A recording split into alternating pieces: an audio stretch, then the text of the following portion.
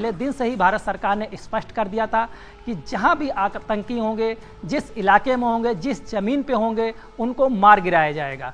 भारत का सिर्फ एक ही मकसद है, आतंकियों का सफाया। इसके अलावा पाकिस्तान जैसा बोएगा वैसा काटेगा। यदि पाकिस्तान इस संघर्ष को युद्ध में तब्दील करने की कोशिश करता है तो उसे बड़ा खामियाजा भुगतना पड़ सकता है। ये बात साफ है कि आर्थिक तंगी हाल में जूझ रहा पाकिस्तान अपने लिए नई मुसीबतें खड़ा कर रहा है। भारत से बैर लेकर उसके लिए ये सबसे बड़ी भूल साबित होगी। निश्चित रूप से, और ये भूल की जो सजा है उसे भुगतनी पड़ भी रही है। और पाकिस्तान के चकलाला के एयरबेस के पास भी धमाकों की खबर सुनी गई है और मिल रही जानकारी के अनुसार चकलाला कैंट के पास धमाका हुआ है जो रावलपिंडी में स्थित है। और ये वो 3 शहर, संदीप, जिसका मैं आपसे जिक्र कर रहा था कि ये वो 3 शहर हैं जो पाकिस्तान के रणनीतिक लिहाज से बहुत ही महत्वपूर्ण है। सेना के कुछ दफ्तर, एयरबेस और उसके साथ ही पॉलिटिशियंस के जो इस वक्त सत्ता में बैठे लोग हैं उनके आवास यहाँ आसपास हैं। और इन जगहों के आसपास यदि कहीं धमाका होता है तो ये निश्चित रूप से पाकिस्तान के लिए बहुत ही बड़ी एक ये हानि होगी, बहुत ही बड़ी क्षति होगी। हालांकि ये एग्जैक्ट कितनी क्षति हुई है, कितना नुकसान पाकिस्तान को इससे हुआ है, ये अभी तक स्पष्ट नहीं हुआ है। क्योंकि कुछ जगह पर यह बताया गया कि एयरबेस पर ही धमाका हुआ है, जबकि कुछ जगह ये बताया जा रहा है कि एयरबेस के आसपास की जगह पर धमाका हुआ है। तो ये हमें सुबह तक इंतजार करना होगा, या यूं कहें कि अब से कुछ ही देर में इसके बारे में जानकारी सामने आ जाए कि ये कितना नुकसान पाकिस्तान को हुआ है। लेकिन रावलपिंडी, इस्लामाबाद और लाहौर जैसे शहरों में जिस तरह की जगह ये बताई जा रही हैं, चाहे वो चकलाला कैंट हो या नूर एयरबेस हो, रफीकी एयरबेस हो, ये वो जगह हैं जहां से पाकिस्तान अपने भारत के खिलाफ जो भी ऑपरेशंस अगर उन्हें करने हैं, और मसलन की अभी जो परिस्थितियां चल रही हैं, तो इस लिहाज से भी ये बहुत ही महत्वपूर्ण रणनीतिक ये मोर्चा पाकिस्तान का कहा जा सकता है, जिसे ये भारत विरोधी गतिविधियों के लिए इस्तेमाल कर सकता है। यहाँ पर धमाके की खबर सामने आई है तो ये एक बहुत ही बड़ी और महत्वपूर्ण खबर है, क्योंकि पाकिस्तान के रफीकी एयरबेस के पास भी धमाके की खबर सामने आई है। तो पाकिस्तानी सेना के द्वारा ये बात स्वीकार कर ली गई है कि धमाकों पर ये बात कही गई है कि जानकारी ये मिली है कि हमला किया गया है और भारत की तरफ से हमला किया गया, ऐसी बातें पाकिस्तान की सेना की तरफ से कही गई हैं। जबकि भारत में अभी इस बारे में कोई भी आधिकारिक घोषणा नहीं की गई, क्योंकि भारत ने अभी तक युद्ध के लिए या युद्ध में जाने की किसी भी बात को लेकर के स्पष्ट बात नहीं की है। क्योंकि भारत सिर्फ अब तक पाकिस्तान की तरफ से उठाए जा रहे उन नापाक हरकतों, नापाक कदमों का वो सिर्फ एक प्रतिकार करता रहा है। उसका जवाब अभी तक भारत ने खुल करके नहीं दिया है। लेकिन जो कि मीटिंग्स चल रही हैं संदीप, और आज भी एक बहुत ही महत्वपूर्ण मीटिंग होनी है जिसके बारे में हम आपसे कुछ ही देर पहले बात कर भी रहे थे, तो भारत भी बहुत जल्द प्रतिकार करेगा और करारा प्रहार करेगा। इसके लिए पाकिस्तान ने पूरी तरह से मजबूर किया है भारत को। देखिए, पाकिस्तान लगातार उकसावे वाली कार्रवाई कर रहा है, और जिस हिसाब से पाकिस्तान लगातार बॉर्डर पे तनाव बनाए हुए है, उस लिहाज से स्वाभाविक तौर पर भारत उसका जवाब देगा, क्योंकि आत्मरक्षा का अधिकार हर किसी को होता है, हर देश को होता है। तमाम विदेश राजनीतिकों ने भी कहा कि भारत को अपनी रक्षा का अधिकार है, यानी कि अगर कहीं से भी कोई भी जमीन आतंकी गतिविधियों के लिए इस्तेमाल होती है और संबंधित देश पे अटैक करता है, उसको नुकसान पहुंचाने का प्रयास करता है, तो उस देश की ये जिम्मेदारी है कि अपने खिलाफ होने वाले हमले को रोके। वो उसका स्वरूप कैसा भी हो सकता है। तो भारत ने साफ कह दिया था कि आतंकवाद के खिलाफ उसकी जीरो टॉलरेंस की नीति है। आतंकी कहीं भी होंगे उसको बख्शा नहीं जाएगा, और पाकिस्तान का ये रणनीति है कि आतंक को आगे करके ही वो युद्ध लड़ता है। लेकिन एक्सपर्ट्स का मानना है कि अगर पाकिस्तान इस युद्ध को आगे बढ़ाता है तो ये उसकी सबसे बड़ी भूल साबित होगी, और इसे पाकिस्तान दशकों तक याद रखेगा। ये एयरबेस पे जो धमाके हुए हैं, इससे भी बड़ी चुनौतियों का सामना करना पड़ सकता है, क्योंकि पाकिस्तान पूरी तरीके से उथल पुथल की चपेट में है, आंतरिक समस्याओं से घिरा हुआ है, और भारत के साथ भी तनाव अपना बरकरार रखे है। ऐसे में पाकिस्तान की स्थिति बहुत ही बदतर होने वाली है कि ऐसा पाकिस्तान के साथ पहले नहीं हुआ होगा जैसा कि अब होने वाला है, क्योंकि वो तमाम चुनौतियों का सामना करना पड़ रहा है, उसको चाहे आंतरिक हो या बाहरी हो। क्योंकि पाकिस्तान की सेना हो या सरकार हो, दोनों ही गैर जिम्मेदाराना रवैया अपना रहे हैं, आतंकवाद को बढ़ावा दे रहे हैं, जिससे पूरा विश्व समुदाय नाराज है।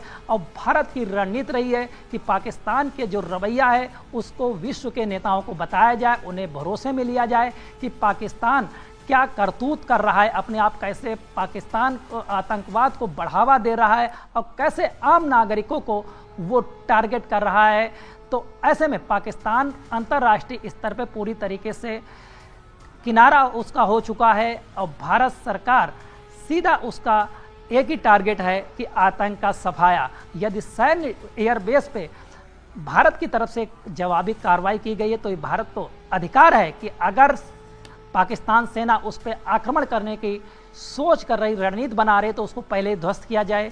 या पाकिस्तानी सेना ने बीएसएफ हेडक्वार्टर पे हमला की कोशिश की, भारत के एयर बेस पे हमले की कोशिश की है, तो ऐसे में भारत का स्वाभाविक पलटवार होना लाजमी है। संदीप, 300 से 400 ड्रोन छोड़े गए थे भारत के खिलाफ, भारत के उन शहरों के जिनका भी हम जिक्र कर रहे थे कुछ देर पहले। ये फिरोजपुर, फाजिलका, अमृतसर, तरन तारण, होशियारपुर, गुरदासपुर, पठानकोट में हमला किया गया था। आर्मी के डिफेंस सिस्टम में घुसने की कोशिश की गई थी और हालांकि भारत का जो रिटेलिएट करने का तरीका वो बहुत ही डिसिप्लिन्ड है, बहुत ही ये तरीके से किया जाने वाला काम है। भारत उस तरह के हमलों को न सिर्फ रोकता है बल्कि आगे दोबारा हमले ना हो इसके लिए भी भारत उस बात को सुनिश्चित करता है। तो ये वो जगह है संदीप, अभी अब जो हम बात कर भी रहे थे, क्योंकि ये वो जगह है जहां से भारत के खिलाफ इस भूमि का इस्तेमाल पाकिस्तान करता रहा। ये 300-400 ड्रोन उड़ाने के लिए अच्छी खासी जगह चाहिए और अच्छा खासा उन्हें सिस्टम चाहिए। तो वो सिस्टम कहीं ऐसे रिहायशी इलाकों में तो नहीं लगेंगे, अब वो ऐसे ही पाकिस्तान के एयरबेस या किसी वायुसेना के सैन्य ठिकानों पर इस्तेमाल किए जा सकते हैं भारत के खिलाफ। और वो जो हमले भारत के खिलाफ किए गए थे ड्रोन से, उन्हें भारत ने 100% हमले को नाकाम किया, लेकिन उससे भी फिर भी नुकसान भारत में हुआ कुछ जगह पर, जहां कुछ रिहायशी इलाकों में वो ड्रोन्स के मलबे गिरे, जो थोड़ी बहुत जो परेशानी वहां पर लोगों को हुई वो भी भारत बिल्कुल बर्दाश्त नहीं करेगा, क्योंकि भारत अपने नागरिकों के साथ प्यार करता है। पाकिस्तान के नागरिकों की तरह वो अपने नागरिकों को भेड़ बकरी नहीं समझता। जैसे कि भारत के खिलाफ वो प्रोपेगेंडा चलाने के लिए उन्होंने प्लेन में जो लोगों के आवागमन के लिए प्लेन इस्तेमाल किया जाता है, उन्हें वो ऐसे युद्ध के हालात में जो हालात बने हुए हैं उसमें वो अगर फ्लाई कर रहा है तो ये निश्चित रूप से अपने लोगों के खिलाफ एक तरह से वो उन्हें भेड़ बकरी की तरह इस्तेमाल कर रहा है, जैसे शेर का शिकार करने के लिए पहले के लोग किया करते थे। लेकिन ये जो अभी धमाकों की खबर सुनी गई है, ये निश्चित रूप से पाकिस्तान के लिए बहुत ही बड़ा ये नुकसान हो सकता है। और हमने इससे पहले भी देखा था पाकिस्तान की संसद में रोते बिलखते सांसदों को।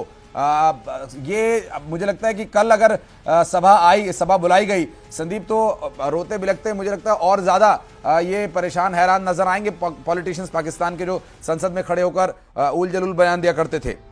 बिल्कुल, देखिए पाकिस्तान के लिए बहुत ही उथल पुथल भरा समय है, क्योंकि पाकिस्तान सरकार हो, सेना हो और चाहे उसके नेता हो, एकजुट नहीं दिखाई दे रहे हैं। उन्होंने युद्ध तो अपने ऊपर थोप ही लिया है, संघर्ष थोप ही लिया है, उसके जिम्मेदार वो खुद हैं, लेकिन उसके लिए किसी की एक मत राय भी नहीं है। पाकिस्तान के नेता हैं, वो आर्मी के अंडर प्रेशर में रहते हैं। आर्मी पाकिस्तान की जो आंतरिक समस्या थी, महंगाई थी, तमाम आंतरिक दिक्कतें, उससे ध्यान भटकाने के लिए उसने भारत के साथ तनाव बढ़ाया और लगातार उकसावे वाली कार्रवाई की, जिसके बाद लगातार पाकिस्तान को खामियाजा भुगतना पड़ रहा है। अगर बात करें भारत इस समय पाकिस्तान की रणनीति की, क्षमा कीजिएगा, तो पाकिस्तान इस समय जो पाकिस्तान की एयरफोर्स की कैपेसिटी है वो कमज़ोर पड़ चुकी है, क्योंकि 48 घंटे के युद्ध, जो 48 घंटे में भारत का जो पलटवार रहा है, उससे पाकिस्तान के जो एयरफोर्स है उसका दम निकल चुका है। उसके कई जो एयरक्राफ्ट थे उनको गिरा दिया गया है, साथ ही जो एयर डिफेंस सिस्टम था उसका ध्वस्त कर दिया गया। इसके अलावा वायुसेना के लिए, जो पाकिस्तान की वायुसेना है, उसके लिए बेहद अहम जो अक्वास सिस्टम था, यानी कि एयर वार्निंग सिस्टम था, उसको भी भारतीय सेना ने ध्वस्त कर दिया। ऐसे में पाकिस्तान की वायुसेना जो है रीढ़ विहीन हो गई है, लिहाजा ना वो भारत के अटैक को पहले से पहचान पाएगी, ना उसे रोक पाएगी, साथ ही ना वो इस स्थिति में है कि फाइटर के जरिए वो दोबारा भारत की तरफ देखे। आप देख सकते होंगे जिस तरीके से पाकिस्तान ने एयर स्ट्राइक के अगले दिन अपने फाइटर का प्रयोग किया था, जो उसके पास सबसे आधुनिक विमान थे, उसके बाद जब फाइटर उसके मारे गए और उसका एयर डिफेंस सिस्टम और एक्वास सिस्टम को ध्वस्त किया गया, तब से उसने अपने फाइटर्स भारत की ओर रुख नहीं किए, सिर्फ ड्रोन के जरिए लड़ाई लड़ रहा है, जो हमारे एक्सपर्ट का मानना है। तो उनका ये कहना है कि पाकिस्तान की वायु प्रणाली जो सिस्टम था वो ध्वस्त कर दिया गया। इसके बाद पाकिस्तान की वायुसेना में घबराहट है, वो एक्शन लेने में कतरा रही, लिहाजा वो टर्की से आया, चीन से आया ड्रोन का सहारा ले रही है। तो इस दौरान जो भारत का डिफेंस सिस्टम है वो पाकिस्तान के हर जवाब का माकूल उत्तर दे रहा है। ड्रोन जितने थे वो डिस्ट्रॉय कर दिए गए हैं। इसके साथ ही भारतीय सेना ने स्पष्ट कर दिया था कि ये पाकिस्तान अगर कोई भी हरकत करता है तो उसका माकूल जवाब दिया जाएगा। तो जिस तरीके से दावा कर रहा है पाकिस्तान के उसके 3 एयरबेस पे मिसाइल से हमला किया गया है, हवा से सतह में मार करने वाली मिसाइल का प्रयोग किया गया है, तो एक तरफ से ये भी कहा जा सकता है कि ये भारत का जवाब भी हो सकता है, लेकिन भारत सरकार ने अभी ऐसा कोई दावा नहीं किया है। ये बिल्कुल। और जो कि कुछ जो हमारे दर्शक देर से जुड़े संदीप, उनके लिए एक बार फिर से अपडेट ये दे दें कि पाकिस्तान में लगातार धमाकों की आवाज सुनी गई और पाकिस्तान में अब से कुछ ही देर पहले रावलपिंडी, लाहौर और इस्लामाबाद जैसी जगहों पर धमाकों की आवाज सुनी गई है। रावलपिंडी में नूर खान एयरबेस के पास धमाका हुआ, जबकि मुरीद के और शोरकोट एयरबेस के पास भी धमाका हुआ है। लाहौर में जोरदार धमाकों की आवाज सुनाई दी थी।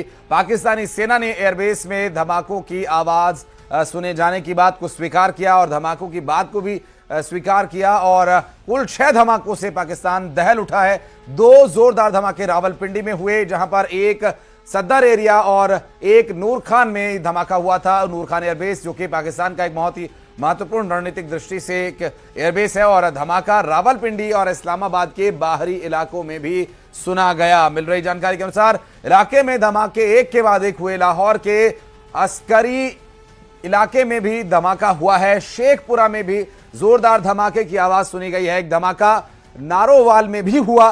पाकिस्तान में जहां पीएएफ रफीकी एयरबेस जो शोरकोट पंजाब प्रांत का इलाका है, यहां भी धमाके की आवाज सुनी गई थी। साथ ही पीएएफ मुरीद एयरबेस चकवाल पंजाब प्रांत में भी धमाके की आवाज सुनी गई थी। मिल रही जानकारी के अनुसार कुल 6 जगह धमाके हुए हैं और यहां रावलपिंडी में नूर खान एयरबेस पर धमाकों, ये देखिए तस्वीरें सामने आ चुकी हैं संदीप।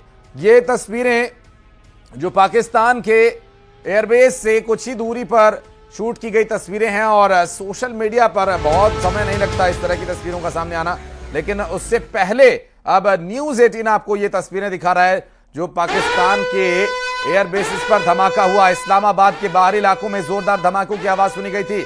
लाहौर के अस्करी इलाके में भी धमाके की आवाज सुनी गई थी और ये जो जानकारी मिली अब से कुछ ही देर पहले ये धमाकों की आवाज सुनी गई है। इस वक्त की बड़ी खबर आपको बता रहे हैं, पाकिस्तान के लाहौर में धमाकों की खबर मिल रही है।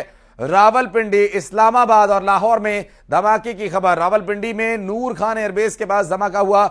मुरीद के और शोरकोट एयरबेस पर धमाके के उसके पास के धमाके की खबर सुनी जा रही है और लाहौर में भी यहां जोरदार धमाकों की आवाज सुनी गई। पाकिस्तानी सेना के द्वारा यह बात मानी गई है कि धमाका हुआ है।